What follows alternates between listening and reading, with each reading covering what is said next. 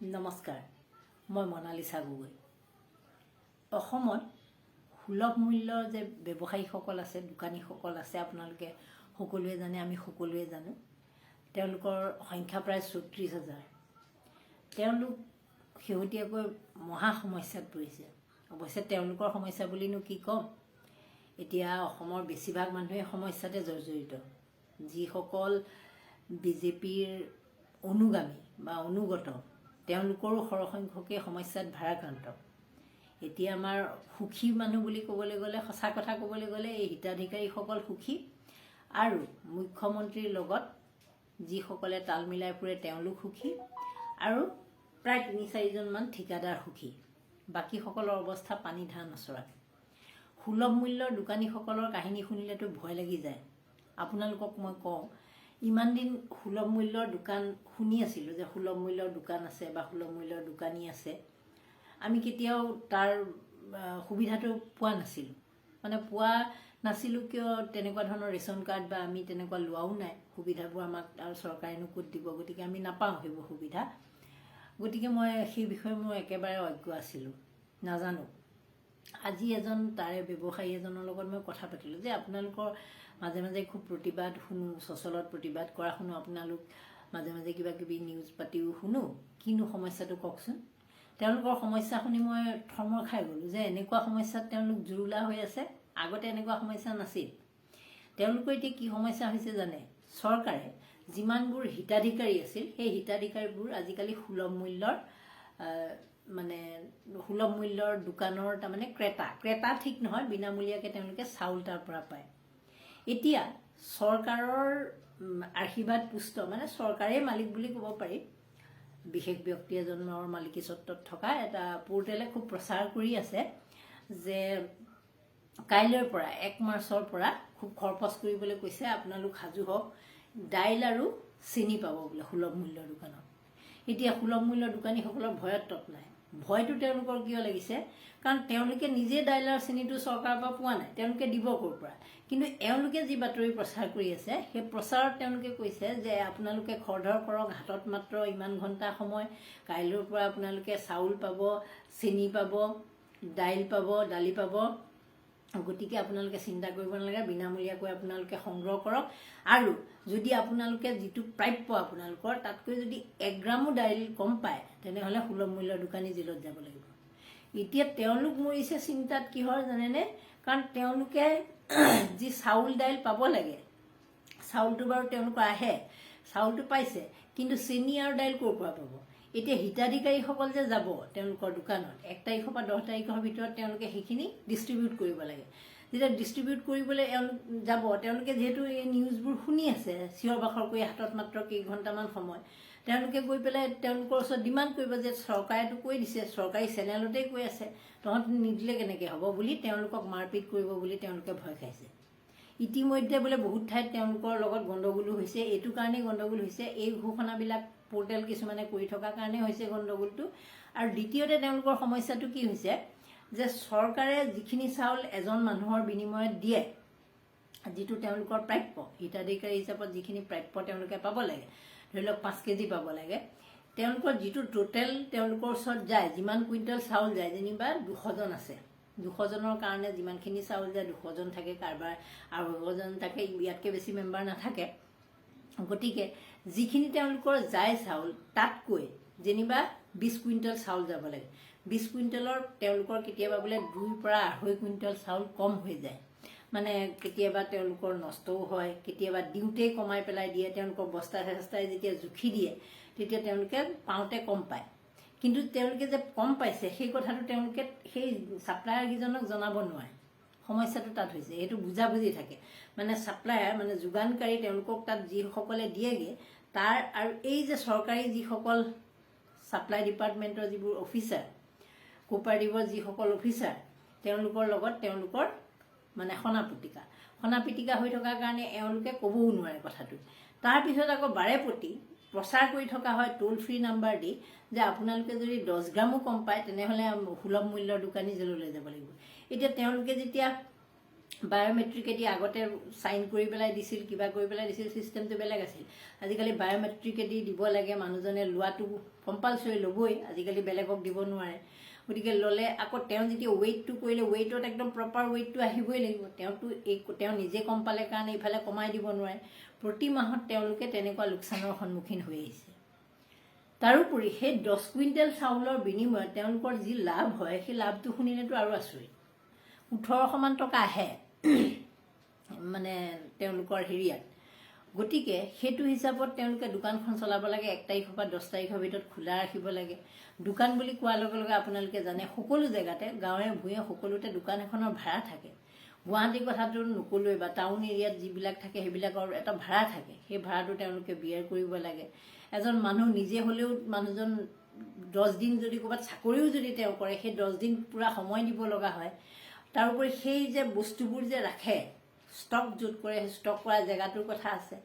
তাত যদি বেলেগ বস্তু ৰাখে, বেলেগ সামগ্ৰী যে তেওঁলোকে যেনিবা আটাই ৰাখিলে বা কিবাই ৰাখিলে, বেলেগ মানে নৰ্মেল ফুড কিছুমানৰ কথা কৈছোঁ, তাত যদি ৰাখে, তেতিয়া আকৌ কি হৈ যায়, সেইখিনি চেল কৰিব নোৱাৰে। কাৰণ ইফালে চাউলেই দিবনে সেয়াই চেল কৰিব। 10 দিন তেওঁলোকৰ পূৰা মানে ব্যৱসায় পাতি নহয়। তাৰোপৰি আকৌ কি আছে, নিগনিয়ে কুটে, হেৰিয়ে কুটে, এইবিলাক লৈ পেলাই তেওঁলোকৰ সমস্যা আছে। যদি চাউল নিগনিয়ে কুটে, তেওঁলোকে পকেটৰ পৰা ভৰি মৰিব লাগিব, কাৰণ মানুহকতো দিবই লাগিব। তাৰোপৰি মানুহে যদি নিনিলে, কেনেবাকৈ যদি বাছিল বা ৱেইটটো কম হ'ল, এই যে তেওঁলোকৰ যিটো হিচাপ, ধৰি লওক এজন সেই দোকানীয়ে 10 কুইণ্টেল আনি পেলাই প্ৰতিবাৰে হিতাধিকাৰীৰ মাজত ডিষ্ট্ৰিবিউট কৰে। তেওঁ যেনিবা সেইবাৰ চাউল পাইছিলেহে 9 কুইণ্টেল 50 কেজি। 9 কুইণ্টেল 50 কেজি, সেই 50 কেজি তেওঁৰ ঘাটি থাকি গ'ল। কাৰণ তেওঁতো সেই বস্তাবিলাকত কমকৈ অহাৰ কাৰণে কেতিয়াবা কমাই পায়।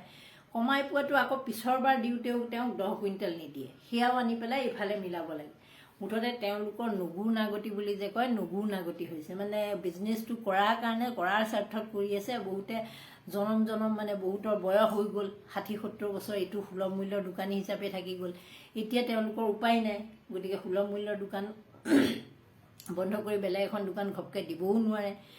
আৰু বহুতবোৰ মানুহৰ এনেকুৱা হৈছে যে মহিলা কিছুমানে, ধৰি লওক হাজবেণ্ড ঢুকাই গৈছে, মহিলা কিছুমানে দোকান দিব লগা হৈছে। সেইখন দোকান তেওঁৰ হাজবেণ্ডৰ নামত চলাই আছে।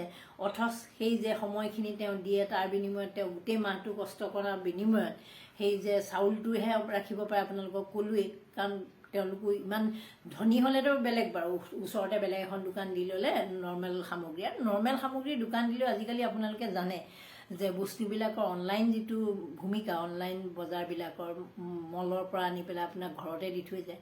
গতিকে গেলামালৰ দোকানবোৰ আজিকালি ইমান নচলে। মাত্ৰ কম পালে চলিলেহেঁতেন, কিন্তু কমো তেওঁলোকে কিমান কমত দিব পাৰিব। এতিয়া সুলভ মূল্যৰ দোকানবোৰ চলি থকাৰ প্ৰধান কাৰণটোৱে হৈছে যে তাত হিতাধিকাৰীসকল যায়। আৰু হিতাধিকাৰী যিটো খেল, সেইটোতো শুনিলে আৰু মুখ চুখ মেল খাই যায়। বোলে হিতাধিকাৰী যিসকল হয়, তেওঁলোক বোলে বিজেপি কৰা মানুহেহে হিতাধিকাৰী হয়। আজিকালি বোলে সেইটো এটা অঘোষিত নিয়ম হৈ গৈছে। তাৰমানে আপুনি যদি ৰেচন কাৰ্ডখন আজিকালি কম্পালচৰি কৰি দিছেতো, ৰেচন কাৰ্ডখন পাবলৈ হ'লে সেই বিজেপি গাঁও পঞ্চায়তৰ ফালৰ পৰা বা কাউন্সিলৰসকলে তেওঁলোকে যিসকলক দিবলৈ কয়, তেওঁলোকেহে সেই ৰেচন কাৰ্ড পাব, আৰু তেওঁলোকেহে গৈ চাউলটো বিনামূলীয়াকৈ পাব। গতিকে সেইফালেও এটা মানে সুলভ মূল্যৰ দোকান মানে এতিয়া একোটা ভোট বেংক। যদিও তেওঁলোকৰ কাৰ্ড মানে তেনেকুৱা লোৱা মানুহ 250, 200 এনেকুৱা থাকে, কিন্তু প্ৰতি ঘৰ মানুহতে যদি মিনিমাম 2-3টাকৈ মেম্বাৰ থাকে, 3টাকৈ যদি থাকে, 600 ভোট তেওঁলোকৰ ফিক্স হৈ থাকে। এনেকুৱা ধৰণৰ কৰি লৈছে। আৰু এই পঞ্চায়ত ইলেকশ্যনৰ আগত তেওঁলোকে এইটো ঘোষণা কৰি দিছে যে তেওঁলোকে লগত দাইলো দিব, চেনিও দিব। দাইল চেনি দিম বুলি তেওঁলোকে মুখেদি ঠিকেই কৈছে। যেনেকৈ এই যে আমি দেখিলোঁ, এই যে আমাৰ এই যে শেহতীয়াকৈ বিনিয়োগ সন্মিলন হৈ গ'ল, বিনিয়োগ সন্মিলনতো ডাঙৰ ডাঙৰ হৰ্ডিং, যোনে নাজানে বা বিনিয়োগ সন্মিলনৰ বিষয়ে যিসকলে ইমান মাথা মাৰি থকা নাই, সেইসকল মানুহৰ কাৰণে যেতিয়া ট্ৰাম্পক স্বাগতম জনাইছে, পুটিনক স্বাগতম জনাইছে নৰেন্দ্ৰ মোদীৰ লগত, বহুতেতো হৰ্ডিংখন দেখি বা আজিৰ পৰা 100 বছৰ পাছত যদি কোনোবাই সেই ফেচবুকত সেই হৰ্ডিংখন দেখে, ফেচবুকত যদি হৰ্ডিংখনৰ কোনোবাই ফটো শ্বেয়াৰ কৰে, তেতিয়া ভাবিব যে এসময়ত অসমলৈ বিনিয়োগ সন্মিলনত হিমন্ত বিশ্ব শৰ্মাৰ দিনত ট্ৰাম্পো আহিছিল। পুটিনো আহিছিল, তেনেকুৱা এটা ধাৰণা সৃষ্টি কৰিব। এনেকুৱা কিছুমান ধাৰণা যিবোৰ টুপি পিন্ধোৱা বুলি কওঁ, মানে সেই ঘৰুৱা ভাষাত আমি টুপি পিন্ধোৱা, এই টুপি পিন্ধোৱা ভোটৰ লালসাত কৰা কামবিলাকৰ কাৰণে এতিয়া আমাৰ যিসকল সুলভ মূল্যৰ যিসকল ব্যৱসায়ী, তেওঁলোক চব থলুৱা মানুহ কিন্তু দেই, তাত বাহিৰা মানুহৰ কোনো হেৰি নাই, বাহিৰা ভাষী বৰকৈ মানুহ নাই। গতিকে আমি থলুৱা মানুহসকল, এই থলুৱা প্ৰায় ৩৪,০০০ মানুহৰ আজি খাৱন শুৱন বন্ধ হৈ গৈছে। কাৰণ কাইলৈৰ পৰা চাউল নিবলৈ অহাৰ লগতে মানুহবিলাকে সেই হিতাধিকাৰীবিলাকে হেৰি বিচাৰিব, দাইল আৰু চেনি বিচাৰিব। কাৰণ তেওঁলোকক অলৰেডি জনাই দিয়া হৈছে যে দাইল আৰু চেনি তোমালোকে পাবা। অথচ এওঁলোকে যেতিয়া মুখ্যমন্ত্ৰীক লগ কৰিছে, যোগান মন্ত্ৰীক লগ কৰিছে, তাৰপিছতো বোলে তেওঁলোকৰ ভবৌ একো চলিউশ্যন নাই। তেওঁলোকে হয়তো হ'ব পাৰে জুলাই মাহত, আৰু মই একেবাৰে নহ'ব বুলিও নকওঁ, দিব, চাউল চেনিও দিব ক'ৰবাৰ পৰা ধাৰ ধুৰ কৰি, কাৰণ ৰিংটো লৈয়ে থাকে, এইটো ডাঙৰ কথা নহয় দি দিয়াটো। হয়তো পঞ্চায়ত নিৰ্বাচনৰ আগত ঘোষণাটো কৰি দিছে, আৰু মানে ইলেকশ্যনৰ আগত, এছেম্বলি ইলেকশ্যনৰ আগত ইয়াক হয়তো 2 মাহমানৰ কাৰণে দিও দিব পাৰে। দিলেও কোনো আচৰিত হ'ব লগা নাই, যিটো মই আপোনালোকক বহুতবাৰ আগতে ভিডিঅ'ত কৈছোঁ যে অৰুণোদয় হিতাধিকাৰী যি পইচা, সেই পইচাটো চৰকাৰে বঢ়াব। এই 1250 টকাৰ পৰা হিমন্ত বিশ্ব শৰ্মাইতো পাৰিলে 2500 কৰি দিব ভোটৰ আশাত, কিন্তু চৰকাৰখনৰ যিটো অৱস্থা দেখিছোঁ, গতিকে 1500মান কৰি দিব পাৰে। কাৰণ 1250 টকাতে আমাৰ মহিলা ভুল গৈ আছে, গতিকে 250মান আৰু দি দিলেতো তেওঁলোক একেবাৰে নাচি বাগি পাগল, এনেই পাগল নাচি বাগি। গতিকে সেইটোতো আৰু তেওঁলোকৰ সীমা ক্ৰছ কৰা ফূৰ্তি হ'ব। তাতে এই চাউল দাইলটো যদি আপোনালোকৰ মানে চাউল দাইলৰ লগত দাইল আৰু চেনি যদি 1 কেজিও দি দিয়ে, মানুহটো পূৰা খুচ। আমাৰ মানুহেতো ক'ৰ পৰা আহিছে যে আমি যে কওঁ যে তোমাৰ বাৰীৰে বাঁহৰ গাজটো বনাইছে আপোনাৰ বাৰীৰ পৰাই, আকৌ সেইখিনি ধুনীয়াকৈ বনাই মেলি আপোনাকেই বেচিছে, কিন্তু আমাৰ মানুহেতো গম নাপায়। আমাৰ মহিলাসকলে ভাবি লয় 1250 টকা হিমন্ত বিশ্ব শৰ্মাই নিজৰ ঘৰৰ পৰা দি আছে বস্তু বাহানি বেছি, গতিকে আমি আৰু সুখী হোৱাটো ভাল, সেইটো ধাৰণা লৈ তেওঁলোক আছে। গতিকে এই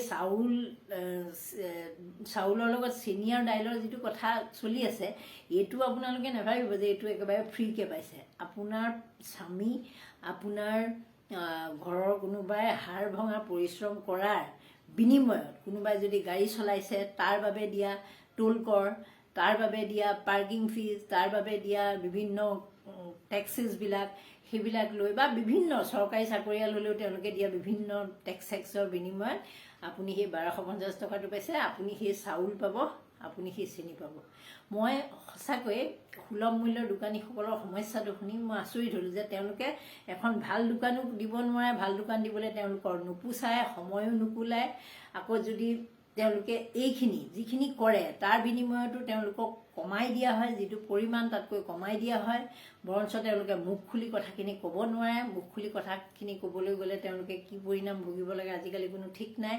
গতিকে কম চাউলেৰে তেওঁলোকে সেই জোৰা মাৰিব লাগে, বায়'মেট্ৰিক ব্যৱস্থা, তাৰোপৰি আকৌ প্ৰতি মাহতে কম হৈ গৈ থাকে, কাৰণ চাউলৰ জোখটো যদি থাকি যায় সেইখিনি আকৌ মিলাব লগা হয়। মই সঁচাকৈ বিৰাট আচলতে বিষয়টো যে প্ৰতিজন মানুহৰে সমাজৰ বিভিন্ন এই চৰকাৰখনৰ পৰা যে জুৰুলা হৈ আছে, কিন্তু কোনেও যে মুখ খুলি ক'ব নোৱাৰে। তেওঁলোকে মুখ খুলি ক'ব খুজিলেও তেওঁলোকৰ মুখবোৰ বন্ধ কৰা হয়। বিভিন্ন চেনেল পৰ্টেলত তেওঁলোকে গৈ কথাখিনি ক'ব খোজে, কিন্তু তেওঁলোকক সেইখিনি সুবিধা দিয়া নহয়। কাৰণ চৰকাৰৰ বিৰুদ্ধে তেওঁলোকে নিউজ বজাবই নোৱাৰে, বজাব কেনেকৈ? কাৰণ ইমান ডাঙৰ ডাঙৰ বিজ্ঞাপন, বিনিয়োগ সন্মিলনৰ লাইভ টেলিকাষ্ট কৰি আছে, পেইড টেলিকাষ্ট, সেইবোৰে কেনেকৈ তেওঁলোকৰ সেই সুলভ মূল্যৰ দোকানীকেইজনৰ কথা ভাবিব? গতিকে ভবা মানুহ নাই, তেওঁলোকৰ ক'বলৈও জেগা নাই। তেওঁলোক এতিয়া মুঠতে ভয়ানক সমস্যাত জড়িত। ইয়াৰ লগতে এটা মই কথা কওঁ, এই সুলভ মূল্য দোকানীসকলৰ কথা কোৱাৰ কাৰণে বহুতে আকৌ তলত কমেণ্ট কৰিব যে তেওঁলোকে এসময়ত কিন্তু লুটিপুটি খাইছিল। সেইবিলাক কথা মই এসময়ৰ কথা নাজানো, আৰু হৈছিল যদিও মই নাজানো, কিন্তু এতিয়া তেওঁলোক একেবাৰে অৱস্থা কাহিল। তেওঁলোকৰ সঁচাকৈ ভাৰাক্ৰান্ত হৈ আছে, আৰু ক'লোৱে যে তেওঁলোকৰ বেলেগ কোনো অপশ্যনো নাই। আৰু তেওঁলোকৰ ওচৰত আহি পেলাই হিতাধিকাৰীসকলে ডিমাণ্ড দিয়েহি, ডিমাণ্ডটোৰ পৰা তেওঁলোকে নিজকে বচাবলৈ তেওঁলোকে মানে বদহিয়াই ঘূৰা বুলি যে কওঁ, তেনেকৈ ঘূৰিব লগা এটা পৰিস্থিতিৰ সৃষ্টি হৈছে। সঁচাকৈ চিন্তনীয়। মানে ইফালে শুনিলোঁ পলিটেকনিকৰ যিসকল প্ৰবক্তা, তেওঁলোকে ইমান দিন একেলেঠাৰিয়ে প্ৰচেছন চলাই মহিলাসকল বেহুজ হৈ গৈছে। সিফালে ভেটেনেৰী ডিপাৰ্টমেণ্টৰ বহুতবোৰ এনেকুৱা অৱস্থা, মধ্যাহ্ন ভোজনী ৰান্ধনিৰ তেনেকুৱা অৱস্থা। মানে মানুহৰ সমস্যাৰ অন্ত নাই, কিন্তু চৰকাৰৰ ভোগজহি কথা কান্দৰো হেৰি নাই। মানে গমেই পাইছে আপোনালোকে যে এসাঁজ ভাতৰ নামত কিমান টকাকৈ খৰচ কৰিছে। তাৰোপৰি এই যে ফেষ্টিভেলবিলাক যে আজিকালি পাতিবলৈ লৈছে, সেই যে কি নামৰ মানুহজনক যে ঠিকা দিছে, সেইবোৰতো আপোনালোকে গমেই পাইছে যে বিহুৰ পেণ্ডেলৰ খৰচ কিমান হৈছিলগৈ। বিহু যে পাতিলে এই ঝুমুৰটো ওলাবগৈ পিছত হিচাপ। এই ধৰণৰ কামবিলাক পেণ্ডেল দি পেণ্ডেল বুলি মই আপোনালোকক কৈছোঁ, আমাৰ বুজাত সুবিধা হয়। সেই ধৰণৰ কাম কাজবিলাকত ইমানেই পইচা মানে অবাবত নিয়াইছে, এটা চামে কিন্তু ঠিকেই ঘটি আছে। বাকী আমাৰ নিচিনা সাধাৰণ মানুহ থলুৱা যিসকল লোক, তেওঁলোকৰ অৱস্থা কাহিল। নমস্কাৰ, ধন্যবাদ।